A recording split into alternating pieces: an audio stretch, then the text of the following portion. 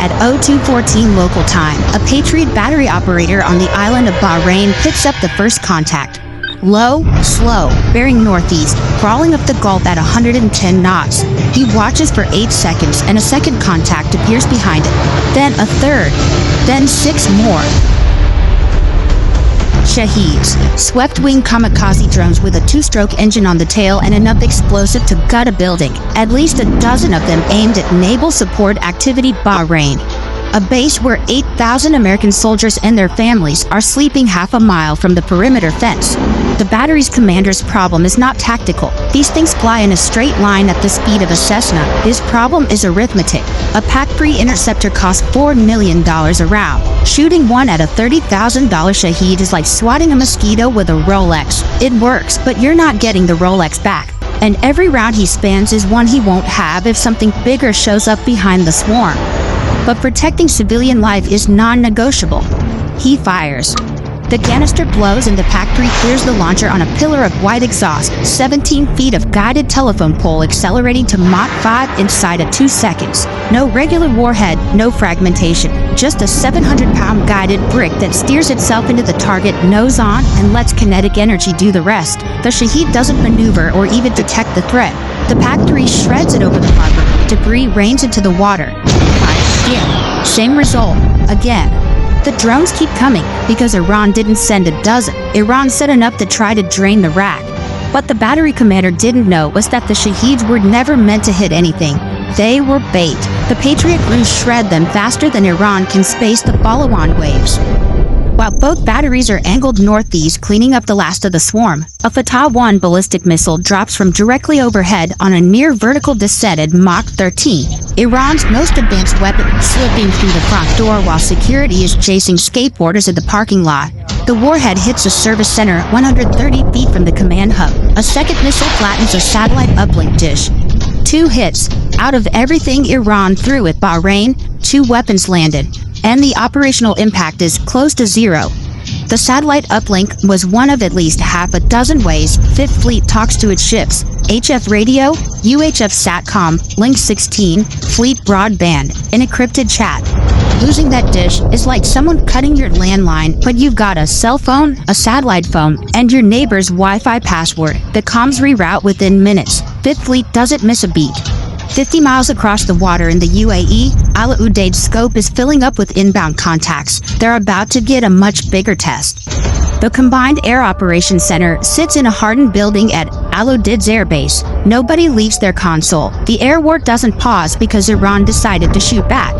At 0300 local, Iranian ballistic missiles cross the Qatari coastline in stacks. Second salvo already climbing before the first arrives. Third right behind. Designed to keep the Patriot batteries cycling reloads without a gap.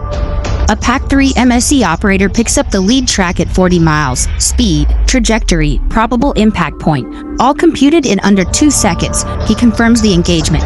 The canister blows and the PAC-3 MSE clears the launcher. Same guided telephone pole as Bahrain, but the MSE variant is faster and meaner. Mach 5, steering with the same altitude thrusters NASA uses to dock spacecraft, firing millimeter corrections at a closing speed where both objects cease to exist on contact.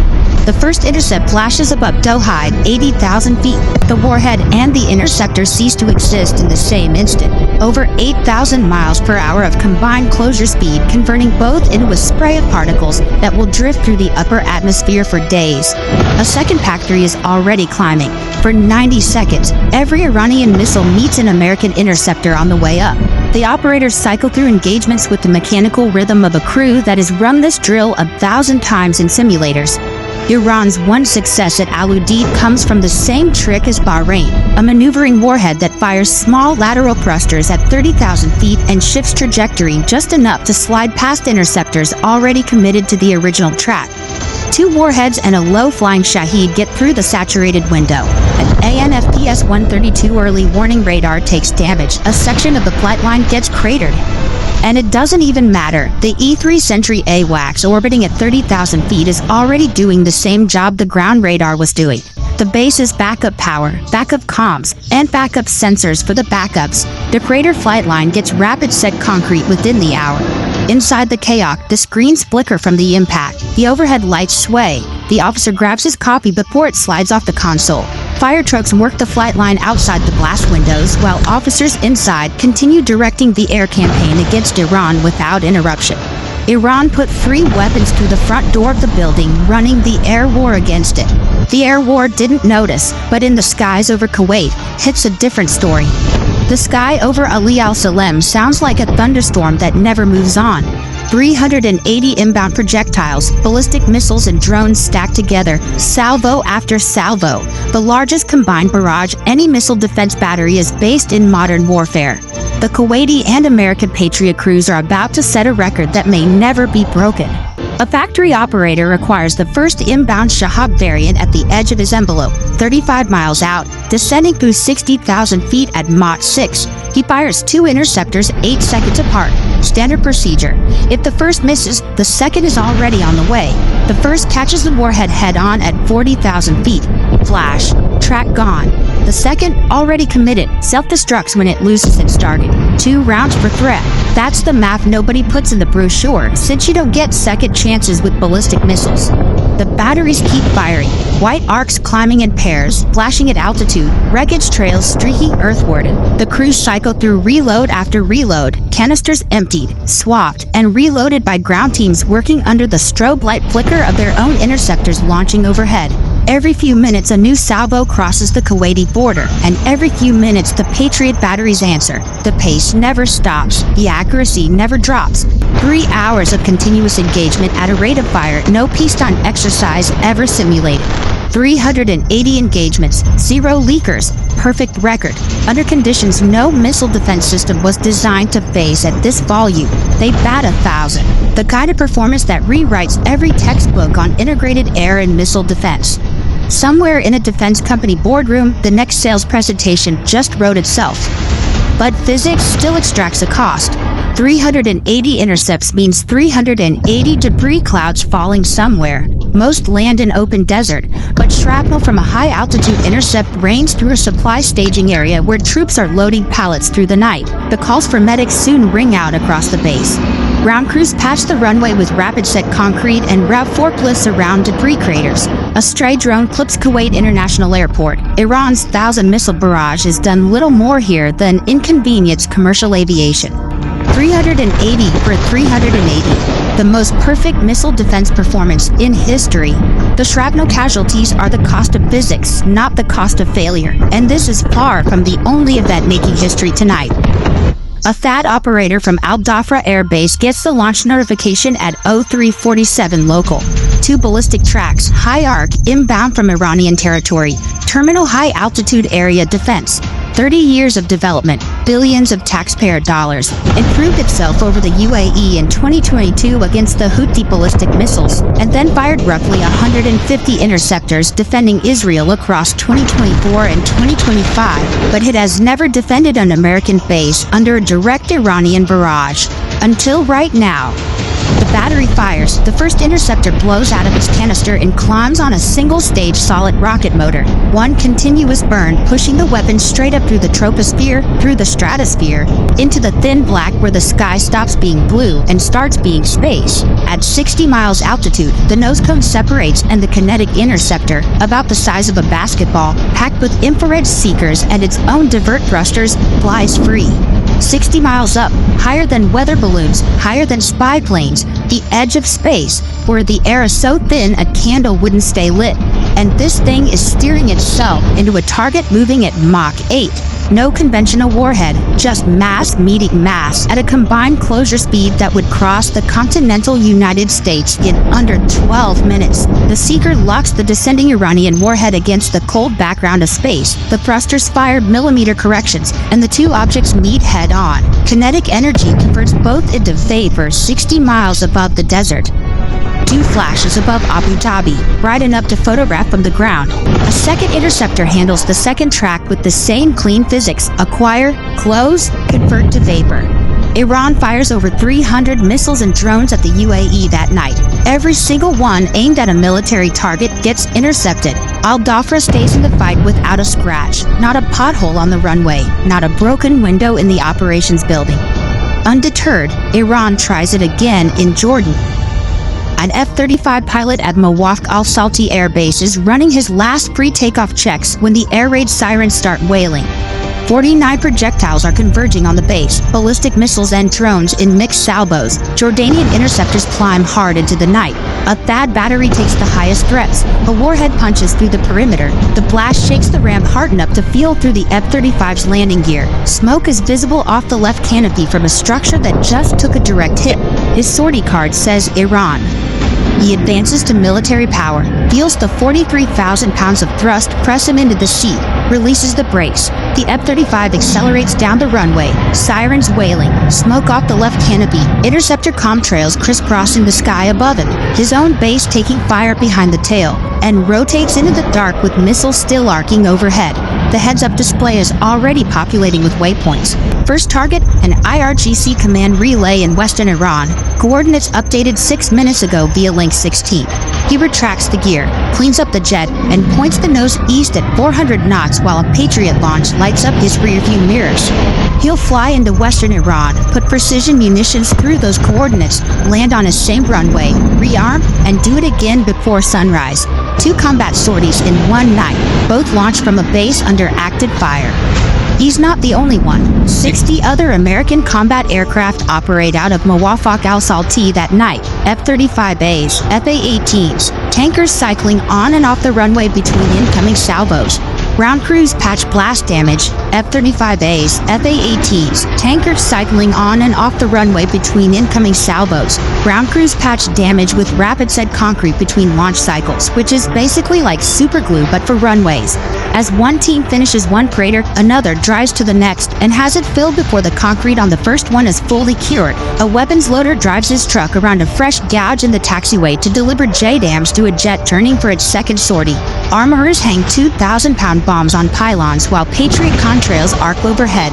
Iran threw 49 weapons at this base using targeting data from Chinese commercial satellites precise enough to identify individual aircraft shelters.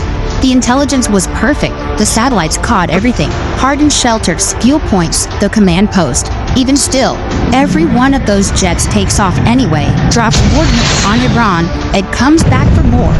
But while Gulf bases and Jordan get minutes of warning from the east, Erbil, Iraq is so close they only get seconds from every direction. Iraqi militia positioned 60 miles south are sending cheap Iranian-designed drones at American compounds, close enough to hear the engines before the radar paints them. By Saturday night, they've claimed 16 separate drone attacks on American positions. Over the American compound, a CIWS operator hears the first one before his scope shows anything, a cheap 2-stroke engine buzzing in the dark at 300 feet. The CIWS doesn't deliberate. Its search radar acquires the target, the tracking radar refines the solution, and the 20mm M61 Gatling gun spins up to 4,500 rounds per minute with its 6-barrel assembly rotating over 12 times a second. The tungsten rounds leap the muzzle at 3,600 feet per second like a swarm of angry wasps, and the drone disintegrates at a range close enough to see the fireball without binoculars. The burst lasts less than a second, 25 rounds of tungsten meeting a plastic airframe the way a fire hose meets a paper plate. From radar contact to scrap metal, 4 seconds. A second drone comes from a completely different bearing, south instead of west. The gun slews, locks, fires. The night lights up again. A third from the northwest, same result. A fourth. The CIWS chews through them so fast the barrel assembly is radiating heat visible on infrared.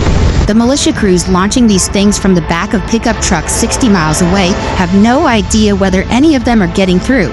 They just keep feeding them into the dark and posting claims on Telegram. 16 attacks, 16 claims of American casualties, 0 impacts inside the perimeter. The Iraqi militias are batting .000 and posting highlight reels on TikTok and Telegram. The most expensive thing damaged at Erbil all night was the section of perimeter fence hit by falling drone debris from a successful intercept. The only American asset Iran hasn't shot at yet is the one that isn't bolted to the ground. And this is by far Iran's biggest mistake of the day. The IRGC launches ballistic missiles at Carrier Strike Group 3 in the northern Arabian Sea.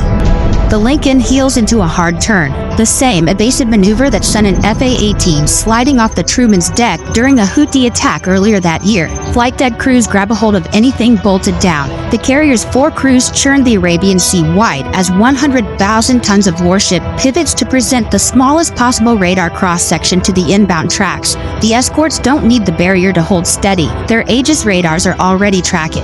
Out on the screen, Aegis cruisers and guided missile destroyers spread so wide you can't see the edges of the formation from the Lincoln's bridge. The AN Spy-1D phased array radars are tracking everything inbound before it clears Iranian airspace. 4 fixed arrays per ship, no moving parts. Firing solutions building on threats that are still climbing out of Iran. The missiles haven't reached Apogee and the defense already knows where they're going to land. The outer ring fires first. SM-3 interceptors climb out of the vertical launch cells at 2 destroyers. VLS hatches blow open. Booster ignites, and a 3,000-pound missile clears the deck, trailing white exhaust into the dark. Exo-atmospheric intercept above the atmosphere entirely, catching the warheads in space before they begin their terminal dive. The SM-3 sheds its first stage booster, then its second, then its third, each one falling away as the missile gets lighter and faster. The initial stage is a kinetic warhead the size of a basketball riding into the vacuum above the Arabian Sea at Mach 13. Steering with puffs of nitrogen gas so precise they're measured in millimeters per second. No explosives, just a guided brick meeting an incoming warhead head-on, like threading a needle. If the needle and thread were both moving at 10,000 miles per hour and neither one gets to try twice. 2 bright flashes the lookouts on the signal bridge can see without magnification. 2 tracks gone before they ever started falling. SM-2s handled the next wave on the descent. Interceptors screaming upward from 3 destroyers simultaneously, converging on warheads falling at hypersonic speed. Flashes at altitude. More tracks gone. A pair of Shaheeds hugging the water at 50 feet try to sneak under the radar coverage. They get inside the outer ring before the Lincoln's C-Ram picks them up. 2 Ram missiles ripple off the launcher 3 seconds apart. Each one a 5-foot guided missile with an infrared seeker that homes in on the drone's engine heat. The first Ram tracks the Shaheed across the wave tops and hits it low enough to scatter wreckage across the surface. The second catches the trailing drone a mile behind it. 2 threats, 2 missiles, 2 intercepts at ranges measured in thousands of yards. The fireball is visible from the Lincoln's flight deck. Not a single Iranian weapon touches the carrier or any ship in the formation. 15 minutes later, the flight deck is clear and the catapult steam is building, but the Lincoln isn't launching a routine cycle.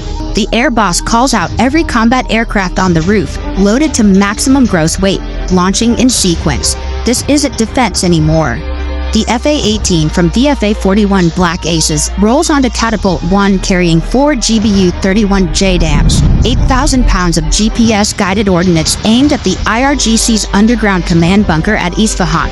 The catapult officer drops to one knee, touches the deck. The whole back breaks, 0 to 165 miles per hour at under 3 seconds. The Super Hornet clears the bow and climbs east. Behind it, Catapult 2 fires, then 1 again, then 2. 14 jets in 9 minutes. Super Hornets, Growlers, a Hawkeye riding high to quarterback the strike.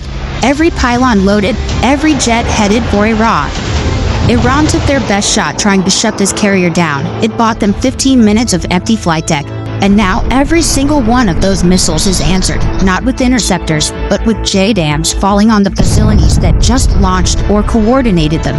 If you enjoyed this video, check out our other video on how the US and Israel launched Operation Epic Fury and dismantled Iran's military in a single day. Bye for now.